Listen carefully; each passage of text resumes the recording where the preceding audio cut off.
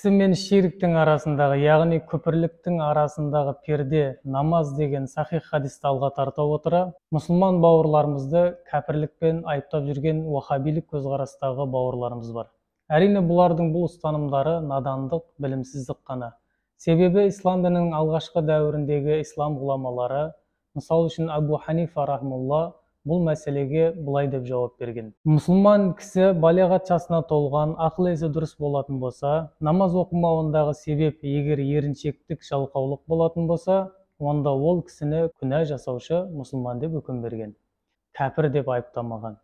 Енді осы күнә жасаушы мұсылманды діннен шығарып кәпір деп айыптаушыларды адасушы залалет топтар деп үкім берген.